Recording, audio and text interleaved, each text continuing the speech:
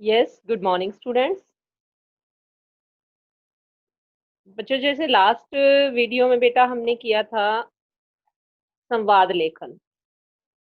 तो संवाद लेखन जो है हमारा कंप्लीट हो चुका था और आज जो है हम करेंगे कविता बच्चे काम पर जा रहे हैं। क्या है नाम कविता का? बच्चे काम पर जा रहे हैं। पाठ हमारा 17 है बेटे। पेज नंबर 136 आप ओपन करेंगे। अक्षितिज का पेज नंबर 136।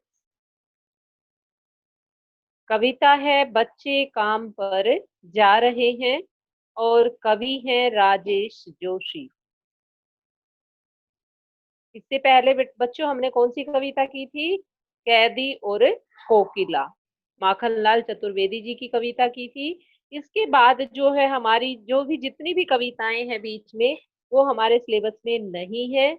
जो हमारा जो सीबीएसई की न्यू इंस्ट्रक्शंस आई हैं उनके अकॉर्डिंग। ठीक है, तो आज हम करेंगे कविता 17 बच्चे काम पर जा रहे हैं। 136 पेज निकालिए बेटे। सबसे पहले हम पढ़ते हैं राजेश जोशी के बारे में कि ये जो है किस प्रकार के कवि हैं। उनके जीवन परिचय के बारे में पढ़ते हैं, उनकी विशेषताओं के बारे में पढ़ते हैं, उनका साहित्यिक परिचय देखते हैं। Page number 136। हाँ जी बेटा, स्टार्ट करते हैं। राजेश जोशी। राजेश जोशी का जन्म 1946 1946 में मध्य प्रदेश के नरसिंहगढ़ जिले में हुआ। मध्य प्रदेश के नरसिंहगढ़ जिले में 1946 को हुआ, यानी कि हमारा देश 1947 को आजाद हुआ था, तो उससे 1 ईयर पहले। तो ध्यान रहेगा कि जो राजेश जोशी है उनका जन्म कब हुआ था? 1946 को। ऐसे ही हम किसी घटना से रिलेट करके जो है कर सकते हैं, याद कर सकते हैं इस प्रकार के सन वगैरह को। उन्होंने पूरी शिक्षा करने के बाद पत्रकारिता शुरू की और कुछ सालों तक अध्यापन किया, यानी कि वो अध्यापक कार्य भी करते रहे कुछ सालों तक।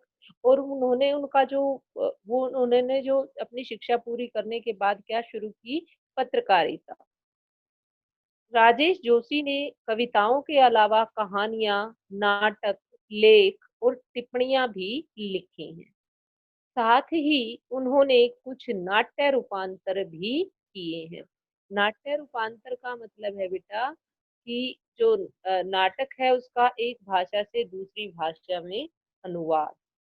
कुछ लघु फिल्मों के लिए पटकथा लेखन का कार्य भी उन्होंने किया है।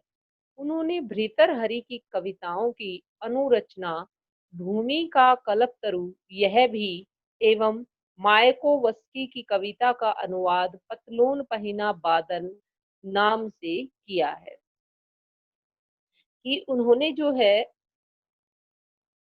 जो मायाकोवस्की की कविताएं थी उनका भी अनुवाद इस नाम से किया है, पतलून पहना बादल।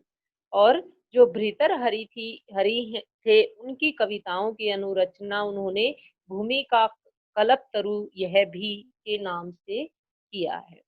कई भारतीय भाषाओं के साथ साथ अंग्रेजी, रूसी, जर्मन में भी राजेश जी की कविताओं के अनुवाद प्रकाशित हुए हैं।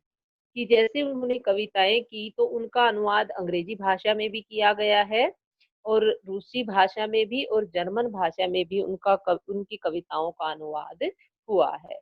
राजेश जोशी के प्रमुख काव्य संग्रह हैं एक दिन बोलेंगे पेड़, मिट्टी का चेहरा, नेपथ्य में हंसी। नेपथ्य होता है बेटा पर्दे के पीछे। जैसे नाटक होता है या जैसे हम स्टेज पर कोई भी रोल प्ले करते हैं तो वहाँ कर्टेन लगे होते हैं ना। तो जो भी करेक्टर होते हैं वो पर्दे के पीछे जो है अपना ड्रेसेस वगैरह चेंज करके आते हैं एकदम से, तो नेपथ्य होता है हिंदी में पर्दे के पीछे। उन्होंने माखनलाल चतुर्वेदी पुरस्कार, मध्य प्रदेश शासन का शिखर सम्मान और साहित्य अकादमी पुरस्कारों से उन्हें सम्मानित किया गया है। तो उनकी रचनाएँ कौन-कौन सी हैं बेटा? एक दिन बोलेंगे पेड़, मिट्टी का चेहरा और नेपथ्य में हँसी, 2 पंक्तियों के बीच। राजेश जोशी की कविताएँ गहरे सामाजिक अभिप्राय वाली हैं। यानी कि जो भी समाज में हमारे गलत हो रहा है या जो जिनको वो उजागर करना चाहते हैं, उनकी कविताओं का जो स्वर है, वो मुख्य रूप से जो है सामाजिक है और वो जो है जीवन के संकट में भी गहरी आस्था को उभारती है कि जो राजेश जोशी जी की रचनाएँ हैं, वो हमें संदेश देती हैं कि हमें विपरीत परिस्थितियों में भी जो है आस्था बनाए रखनी चाहिए, संकट के समय हमें घबराना नहीं चाहिए। उनकी कविताओं में स्थानीय बोली, बानी, मिज़ाज और मौसम सभी कुछ व्याप्त है।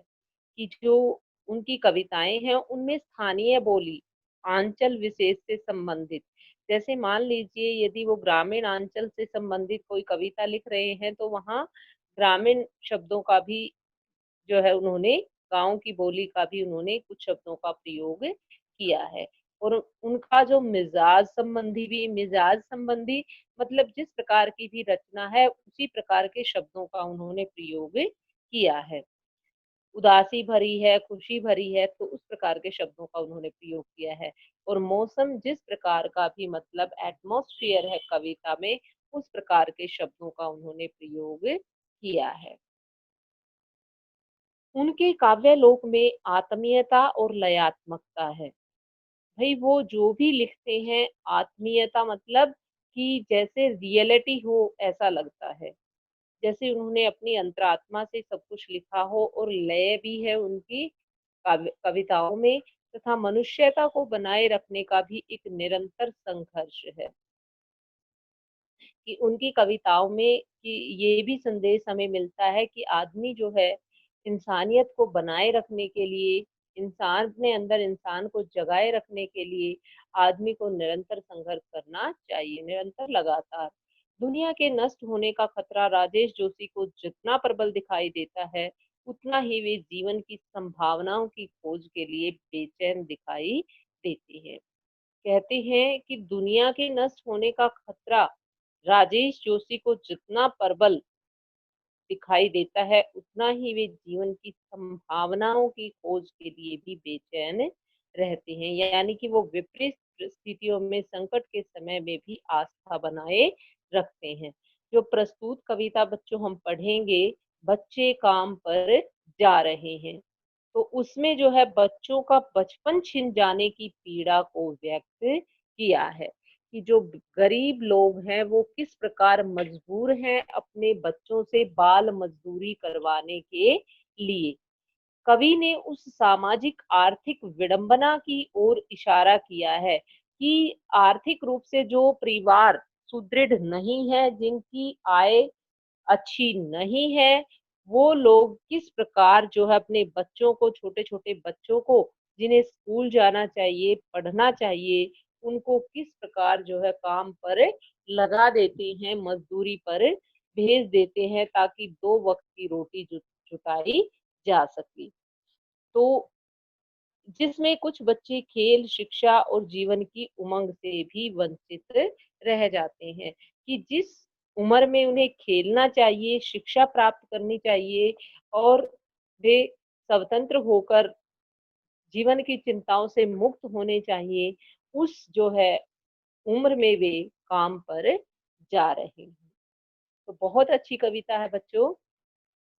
हम पढ़ेंगे कोहरे से एक बार शब्दार्थ देख लेते हैं जो आपके सामने लिखे हुए हैं बेटा कोहरा क्या होता है धुंध विवरण क्या होता है वर्णन सवाल प्रश्न और मदरसों विद्यालयों एकाएक अचानक हसब मामूल वस्तुएं वैसी ही हैं जैसी होनी चाहिए हस्ब मामूल क्या होता है वस्तुएं वैसी ही हैं जैसी होनी चाहिए तो अब देखिए कविता कोहरे से ढकी सड़क पर बच्चे काम पर जा रहे हैं सुबह सुबह तो कवि राजेश जोशी जी कहते हैं कि जो धुंध से ढकी, कोहरा क्या होता है बेटा? धुंध।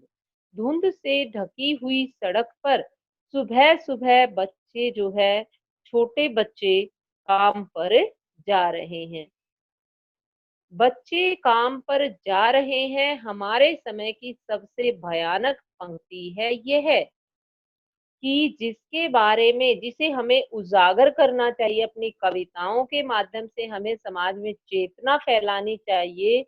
वो सबसे बड़ी भयानक जो समस्या है, वो समस्या है बाल मजदूरी की समस्या। हमारे समय की जो सबसे भयानक समस्या है वो है बेटा प्रतिषेध लगाया गया है उसपे कि 14 वर्ष से कम आयु के किसी भी बच्चे को किसी भी कारखाने में काम करने के लिए नहीं लगाया जा सकता। ठीक है? तो कौन-सा अनुच्छेद है संविधान का? 24, अनुच्छेद 24, और उसमें 14 वर्ष से कम आयु के किसी भी बच्चे या बच्ची को जो है कारखाने या किसी भी जो है काम पर खान में काम पर नहीं लगाया जा सकता। यानी कि यह हमारे कानून बन चुका है कि 14 वर्ष से कम आयु के बच्चों को हम बाल मज़दूरी पर नहीं लगा सकते।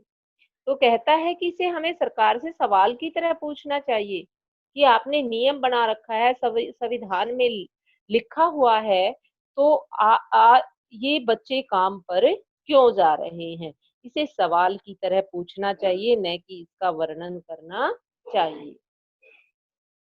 तो कहता है कवि आगे, काम पर क्यों जा रहे हैं बच्चे? आखिर उनकी कौन-सी मजबूरी है उन माता-पिता की, उन बच्चों की, कि वे अपने बच्चों को काम पर भेज रहे हैं? क्या अंतरिक्ष में गिर गई हैं सारी गेंदें? तो कहता है कि क्या आकाश में अंत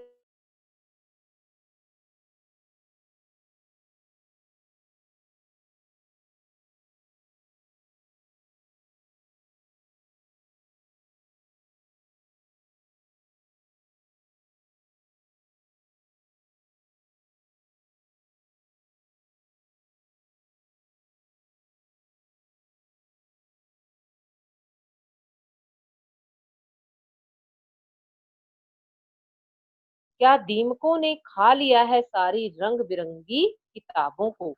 तो कहता है कवि कि क्या उनकी गेंदें अंतरिक्ष में चली गई हैं या उनकी पढ़ने वाली जो इस उम्र में उन्हें पढ़ना चाहिए, स्कूल जाना चाहिए, और उस उम्र में कहाँ पर जा रहे हैं बच्चे? काम पर जा रहे हैं। तो क्या उनकी रंग-बिरंगी किताबों को दीमकों ने खा लिया है, बिल्कुल खत्म कर दिया है, जिस प्रकार दीमक जो है लकड़ी को खत्म कर देती है, क्या उसी प्रकार उनकी किताबों में भी दीमक लग गया है, जो वो पढ़ने नहीं जा रहे हैं? इसके बाद क्या कहता है कवि, क्या काले पहाड़ के नीचे दब गए हैं सारे खिलौने? क्या उनके सारे खेलने के खिलौने जो हैं, वो काले पहाड़ के नीचे दब गए हैं? क्या किसी भूकंप में ढह गए हैं सारे मदरसों की इमारतें? या कोई भूकंप आया था और उनके जो स्कूलों की इमारतें हैं, वो गिर गई हैं भूकंप के कारण। जिन स्कूलों की इमारतों में वे पढ़ना चाहते थे, जिन विद्यालयों की इमारतों में वे पढ़ रहे थे, क्या भूकंप के कारण वो गिर गई हैं? तो कारण यहाँ पूछ रहा है कौन? कवि, कि क्यों वो काम पर जा रहे हैं, क्यों वो बाल मजदूरी कर रहे हैं? तो कहता है क्या उनकी गेंदें अंतरिक्ष में चली गई हैं या उनकी रंग-बिरंगी किताबों को दीमकों ने खा लिया है, या उनके सारे जो खिलौने हैं वो पहाड़ के नीचे दब गए हैं, या उनके विद्यालयों की जो इमारतें हैं, क्या वो भूकंप में ढह गई हैं? तूफान आया था और तूफान में ढह गई हैं, गिर गई हैं, ढहना मीन्स गिरना। क्या सारे मैदान, सारे बगीचे और घरों के आंगन खत्म हो गए हैं एकाएक? एकाएक मीन्स अचानक। क्या पहले बच्चे खेलते थे, कूदते थे घरों के आंगनों में, बाहर मैदानों में और हरे-भरे बाग बगीचों में? क्या वे अचानक ही सारी चीजें खत्म हो गई हैं?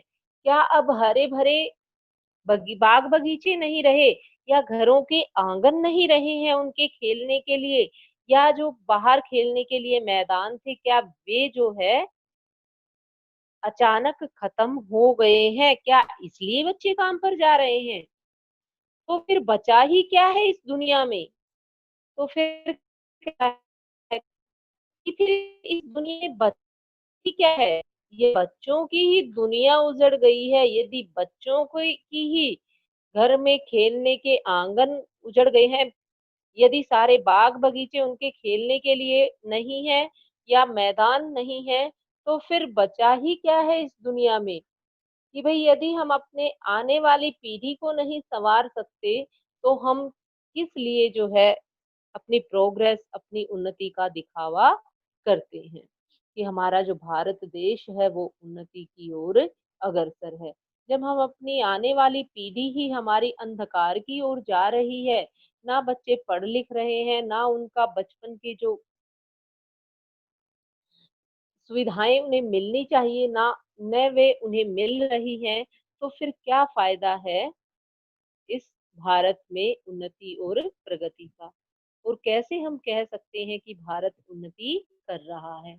कितना भयानक होता अगर ऐसा होता। भयानक है, लेकिन इससे भी ज़्यादा यह है कि सारी चीज़ें हस्ब मामूल। तो कहता है कितना भयानक होता यदि बाग बगीचे उजड़ जाते, घरों में आंगन नहीं होते बच्चों के खेलने के लिए, या उनके मैदान नहीं होते खेलने के लिए, तो ये बहुत भयानक बात है। लेकिन इससे भी भयानक बात क्या है कि हस्ब मामूल की चीजें तो वैसे ऐसी हैं, घर के आंगन भी हैं, मैदान भी हैं, बाग बगीचे भी हैं, लेकिन उनमें खेलने के लिए बच्चे नहीं हैं। ये सारी चीजें हस्ब मामूल की चीजें तो सारी वैसी की वैसी हैं। ना उनकी गेंद कहीं गई है, ना उनकी किताबों ने दीमकों ने खाया है, और ना ही उनके खिलौने पहाड़ के नीचे दब गए हैं, और ना ही उनके स्कूलों की जो इमारतें हैं वो गिर गई हैं, ना ही उनके खेलने के मैदान खत्म हुए हैं, और ना ही उनके खेलने के लिए हरे भरे बाग बगीचे खत्म हुए हैं, और न ही घरों के आंगन खत्म हुए हैं। सारी जो चीजें हैं वो तो ऐसी की ऐसी हैं। और जो इससे भी भयानक क्या है, चीजें तो वैसी की अगर ये खत्म हो जाते, ये सारी चीजें खत्म हो जाती जो मैंने अभी बताई हैं आपको, तो ये बहुत भयानक था। तो कहता है कवि कि ये भयानक होता यदि उनकी सारी गेंदें अंतरिक्ष में चली जाती, उनके किताबों को दीमक खा जाते, और उनके सारे खिलौने पहाड़ के नीचे दब जाते, और भूकंप में उनके स्कूल की इमारतें ढह जाती, गिर जाती, सारे मैदान खत्म हो जाते, सारे हरे-भरे बाग-बगीचे उनके लिए खत्म हो जाते, घरों के आंगन उनके लिए खत्म हो जाते खेलने के लिए, तो ये बात भयानक होती। अगर ऐसा होता तो ये बात भयानक होती। देखिए बेटा पेज नंबर 139 पे सेकंड लाइन का मतलब है कितना भयानक होता अगर ऐसा होता। भई ये ऐसा होता तो ये कितना भयानक था। लेकिन इससे भी ज़्यादा भयानक क्या है बेटा कि चीज़ें तो वैसी की वैसी ही हैं। उन चीज़ों में कोई अंतर नहीं आया है, लेकिन वहाँ पर खेलने के लिए बच्चे नहीं हैं। क्योंकि बच्चे तो कहाँ पर जा रहे हैं? बच्चे तो काम पर जा रहे हैं। उन्हें खेलना चाहिए, कूदना चाहिए गेंदों से, रंग-बिरंगी किताबों से पढ़ना चाहिए, और बहुत सारे ढेर सारे खिलौनों से खेलना चाहिए, स्कूल जाना चाहिए, और उसके बाद जो है मैदानों में खेलना भी चाहिए, बाहर हरे-भरे बाग-बगीचों में भी घूमना चाहिए, और घरों के आंगन में भी जैसे इंडोर गेम्स वगैरह भी उन्हें खेलने चाहिए। लेकिन वो कहाँ पर जा रहे हैं, इस काम को न करने के न करके वो कहाँ पर जा रहे हैं, काम पर जा रहे हैं। क्यों? क्योंकि उनकी मजबूरी है। पर दुनिया की हजारों सड़कों से गुजरते हुए बच्चे, बहुत छोटे-छोटे बच्चे काम पर जा रहे हैं। भाई चीजें तो उनके खेलने की वैसी हैं, लेकिन इसके बावजूद भी हजारों बच्चे सड़कों से गुजरते हुए, बहुत छोटे-छोटे बच्चे जो है काम पर जा रहे हैं।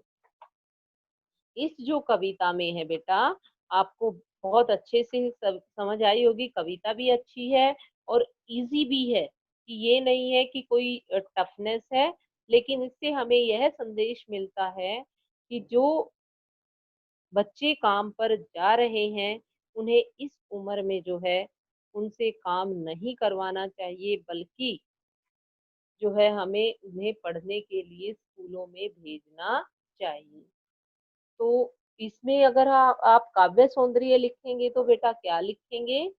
जैसे लास्ट का हम देखते हैं काव्य सौंदर्य में, तो कवि जो है छोटे-छोटे बच्चों द्वारा काम पर जाने पर क्या व्यक्त करता है? अपनी पीड़ा, अपना दुःख व्यक्त करता है। काव्य सौंदर्य में आप फर्स्ट लाइन लिखेंगे कि कवि जो है छोटे बच्चों के द्वारा काम पर जाने पर अपना दुःख या पीड़ा व्यक्त करता है। और क्या देंगे यहाँ? तत्सम यानी कि तद्भव शब्दावली के साथ-साथ विदेशी शब्दों का भी प्रयोग किया गया है। क्योंकि जैसे हम देखते हैं कि हस्ब मामूल जो है ये उर्दू भाषा का शब्द है। तो कहता है कि जो लेखक है, कवि है, उसने तद्भव शब्दों और विदेशी शब्दों का भी प्रयोग किया है। तद्भव शब्द वे होते हैं जो संस्कृत से हिंदी में बदल कर प्रयोग किए जाते हैं।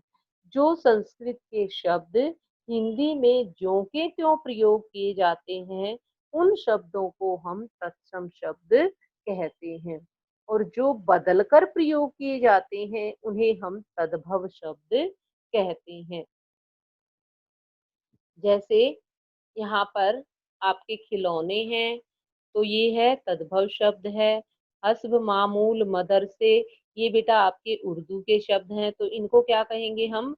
विदेशज शब्द कहेंगे। और पुनरुक्ति प्रकाश अलंकार है। पुनरुक्ति प्रकाश अलंकार क्या होता है बेटा हमारा? जब एक ही उक्ति दो बार प्रयोग हो, उसे कहते हैं हम बच्चे। जैसे छोटे-छोटे बच्चे काम पर जा रहे हैं, तो बहुत छोटे-छोटे बच्चे काम पर जा रहे हैं, तो छोटे-छोटे यहाँ पर क्या है? पुनरुक्ति प्रकाश अलंकार। और प्रसाद गुण है और अभिधा शब्द शक्ति है। तो ये होगा काव्य सौंदर्य। नंबर 1 पॉइंट आप लिखेंगे काव्य सौंदर्य का, कि कवि छोटे-छोटे बच्चों के द्वारा काम पर जाने पर जो है दुःख व्यक्त करता है। दूसरा लिखेंगे कि तद्भव शब्दावली और विदेशज शब्दावली का प्रयोग है। तद्भव के साथ-साथ विदेशज शब्दावली का प्रयोग किया गया है। और पुनरुक्ति प्रकाश अलंकार है, प्रसाद गुण है और अभिधा शब्द शक्ति है। ये हो जाएगा हमारा काव्य सौंदर्य। और जो ये कविता है बेटा, हमारी छोटी सी कविता थी, ये हमारी कंप्लीट हो चुकी है। अब हम देखते हैं इसका बैक एक्सरसाइज। बैक एक्सरसाइज देखिए, इसकी प्रश्न अभ्यास आपके। फर्स्ट जो क्वेश्चन है, कविता की पहली दो पंक्तियों को पढ़ने तथा विचार करने से आपके मन मस्तिष्क में जो चित्र उभरता है, उसे लिख कर व्यक्त कीजिए। पहली दो पंक्तियां देखिए कौन सी हैं? कोहरे से ढकी सड़क पर बच्चे काम पर जा रहे हैं सुबह सुबह। तो कोहरे से, जैसे ही धुंध और कोहरे का नाम आता है, तो हमें महसूस होता है कि कौन सा समय है? सर्दी का समय है। तो सर्दियों की धुंध भरी सड़कों पर जो सड़क है वो कोहरे से ढकी हुई है और एक आदमी को दूर से जो है दूसरा आदमी भी दिखाई नहीं देता, धुंध इतनी है सड़क पर। और छोटे-छोटे बच्चे जो है इतनी ठंड में भी कहाँ पर जा रहे हैं, काम पर जा रहे हैं। और उनको काम पर जाता देखना जो है, जो कवि जो जैसी सोच रखते हैं, उन लोगों के लिए बहुत ही दुखदाई है। उनकी जो आयु है, उनकी उम्र है उन बच्चों की अभी कैसी है? वो काम पर जाने की उम्र नहीं है, बल्कि खेलने और कूदने की उम्र है। और इसके बावजूद भी खेलने-कूदने की उम्र है, विद्यालय जाने की उम्र है, पढ़ने की उम्र है उनकी। यदि वे अभी से बड़ों वाला कार्य करने को विवश हैं, लाचार हैं, देखिए वो अपनी खुशी से तो बेटा जा नहीं रहे हैं, मजबूरी है उनकी कि वो काम पर जा रहे हैं, तो उनके बचपन का क्या हुआ?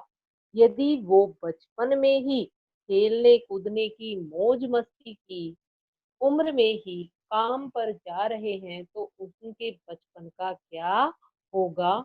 जो कवि है उसे ये चिंता सता रही है और कवि जो है समाज में ये संदेश भी देना चाहता है कि क्यों वहाँ से गुजरते हुए बच्चों को देखकर क्यों हमें दुःख नहीं होता? क्यों हम काम पर जाते हुए किसी बच्चे को देखकर दुखी क्यों नहीं होते कि इसकी कितनी मजबूरी है जो यह अपने बचपन को यहाँ पर स्पेंड कर रहा है। इसकी कितनी विवशता होगी, कितनी इसकी लाचारी होगी और कितना इसके पेरेंट्स जो है मजबूर होंगे क्योंकि कोई भी माता-पिता यह नहीं चाहता कि मेरे बच्चे जो है बाल मजदूरी करें। जब कई बार जो परिस्थितियाँ हैं बेटा वो ऐसी हो जाती हैं कि आदमी मजबूर हो जाता है वो काम करने के लिए। तो उनकी भी जो है बाल मज़दूरी करने वाले बच्चों की भी यही मजबूरी या लाचारी रही है कि वो बाल मज़दूरी कर रहे हैं। लेकिन कहता है कि हम लोगों का मन मस्तिष्क जो है क्यों दुखी नहीं होता इन बच्चों को देखकर। क्या कोई सोचता है वैसे तो लोग बहुत दान पुण्य करते हैं, मंदिर में ये वो करते हैं, चढ़ावा वगैरह देते हैं या लाखों करोड़ों का दान देते हैं। क्या कभी किसी ने कहा है किसी बच्चे को बाल मज़दूरी से हटाकर जो है कभी स्कूल में पढ़ाओ, तो क्या ये सबसे बड़ा पुण्य नहीं होगा? यदि वो बच्चा जो है पढ़ लिख कर वो सफल हो जाता है, तो क्या इससे बड़ा पुण्य हो सकता है समाज के लिए? तो यदि हमारे अंदर इतनी सामर्थ्य है बेटा कि हम जो है किसी की ज़िंदगी बदल सकते हैं, तो हमें ऐसा काम करना चाहिए और हमें जो है इससे बड़ा पुण्य नहीं मिल सकता। तो यहाँ पर जो है आगे सेकंड क्वेश्चन देखिए बेटा, कवि का मानना है कि बच्चों के काम पर जाने की भयानक बात को विवरण की तरह न लिखकर इसका वर्णन नहीं करना चाहिए हमें, उसे तो सवाल के रूप में पूछा जाना चाहिए कि काम पर बच्चे क्यों जा रहे हैं। कवि की दृष्टि में किसी बात का विवरण न देते हुए उसे प्रश्न के रूप में क्यों पूछा जाना चाहिए। देखिए हम कविता में सब कुछ मैं आपको पढ़ा चुकी हूँ, फिर भी मैं बैक एक्सरसाइज बहुत अच्छी तरह से करवा रही हूँ बेटा। आप ध्यान से सुनेंगे तो आपको क्रैमिंग की नीड नहीं रहेगी अगर आप कंसंट्रेट होकर सुनते हैं और नोटबुक में अपने क्वेश्चन आंसर वगैरह राइट करते हैं। तो सेकंड क्वेश्चन का आंसर रहेगा बेटा हमारा कि क्यों हमें विवरण की तरह न लिखकर सवाल की तरह पूछना चाहिए कि बच्चे काम पर क्यों जा रहे हैं। देखिए, छोटे बच्चे जो काम पर जाते हैं बेटा, तो उनके माता-पिता या अभिभावक जिनके पास भी वो रह रहे हैं, तो मैंने पहले ही बताया कि उनकी कोई न कोई व्यवस्था होती है, लाचारी होती है। वरना हर माता-पिता यही चाहता है कि मेरे बच्चे सफल हों, सक्सेस हों और अच्छे से अच्छी जो फैसिलिटीज़ हैं, सुविधाएँ हैं, वो अपने बच्चों को प्रोवाइड करता है, प्रदान करता है। इसलिए समाज से प्रश्न किया जाना चाहिए कि बच्चे काम पर क्यों जा रहे हैं? देखिए, माता-पिता से तो हम क्या प्रश्न करेंगे? क्योंकि उनकी तो लाचारी है, मजबूरी है। लेकिन हमें समाज से प्रश्न करना चाहिए। हमें राजनीति के ठेकेदारों से प्रश्न करना चाहिए, जो चुनाव के समय ये वायदे करते हैं, हम ये कर देंगे, हम गरीबी हटा देंगे, हम ये कर देंगे। तो उन समाज के ठेकेदारों से हमें पूछना चाहिए कि अब ये छोटे-छोटे बच्चे काम पर क्यों जा रहे हैं? यदि बच्चों ने काम पर जाना आरंभ कर दिया तो उनका बचपन कहाँ गया? यदि वो इस उम्र में काम करेंगे, काम पर जाएँगे, तो उनका बचपन का क्या होगा? और उनसे ये भी सवाल पूछना चाहिए कि जो उम्र उनकी शिक्षा प्राप्ति की है, जिस आयु में उन्हें स्कूलों में होना चाहिए और रंग-बिरंगी किताबें उनके चारों ओर हों और वे अच्छी शिक्षा प्राप्त करें, उस उम्र में जो है वे कई दुकानों पर बर्तन साफ करते हैं, जो है वो कहीं पर खानों में काम करते हैं, कहीं पर जो है आप देखते होंगे कि छोटे-छोटे बच्चे किस प्रकार जो है दुकानों पर बर्तन साफ करते हैं। कई जगह वो वेटर का काम भी करते हुए आपको दिखाई देंगे भोजनालय वगैरह में।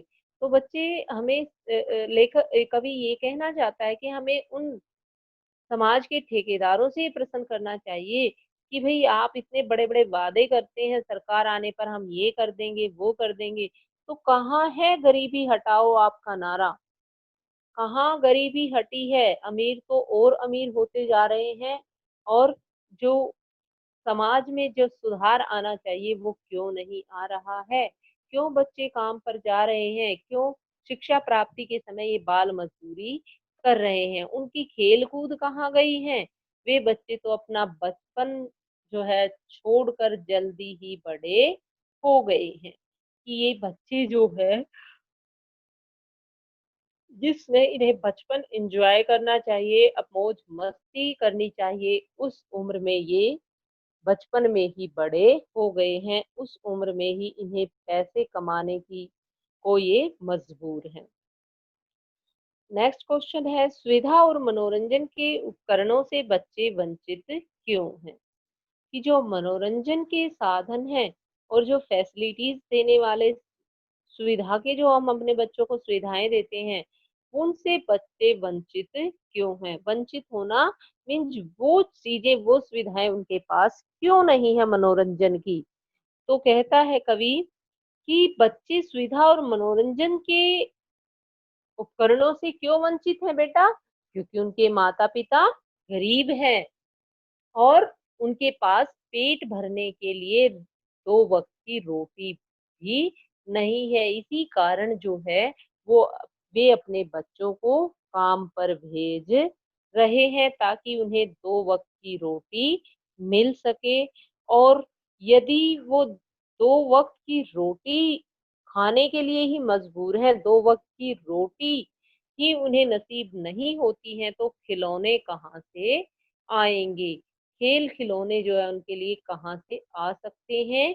इसलिए जो बच्चे हैं, वो खेलते नहीं हैं बल्कि काम पर जा रहे हैं, क्योंकि उनके माता-पिता बहुत गरीब हैं और वे अपने बच्चों को ना तो मनोरंजन के साधन उपलब्ध करवा सकते हैं और ना ही सुविधाएँ उपलब्ध करवा सकते हैं। उनके लिए तो 2 समय का खाना भी मुश्किल से जुट पाता है। इसी कारण जो है वे अपने बच्चों को काम पर भेज रहे हैं ताकि 2 वक़्त की रोटी कमा सकें और अपना पेट भर सकें।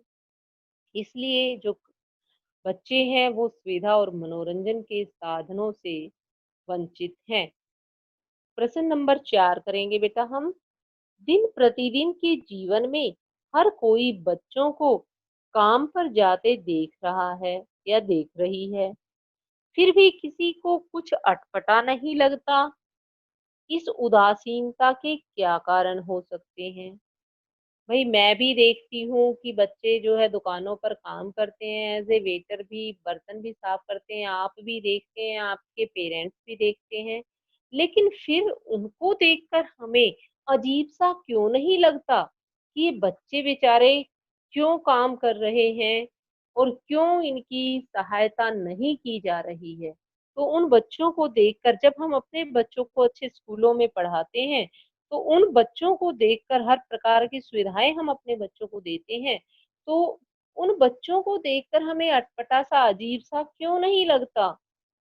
तो हम क्यों उनके प्रति उदासीनता दिखाते हैं, क्या कारण है? देखिए, प्रत्येक आदमी जो है बेटा, वो अपने जीवन में जो भी हमें सुख मिलते हैं, उन्हीं तक सीमित है, ठीक है? उसे दूसरों के बच्चों को स्कूल जाने या न जाने से कोई मतलब नहीं पड़ता कि भई मैं अपने बच्चों को फैसिलिटी दे रही हूँ, मैं उनके लिए कर रही हूँ, तो मुझे दूसरों से कोई मतलब नहीं है। या सभी का मैं कह रही हूँ कि समाज के लोग जो हैं सिर्फ़ अपने तक ही थैंक्स। और बेटा, जो क्वेश्चन नंबर 4 है वो हम नेक्स्ट जो भी हमारी मीटिंग होगी उसमें करेंगे। और 3 जो क्वेश्चन्स हैं हमारे हो चुके हैं। धन्यवाद।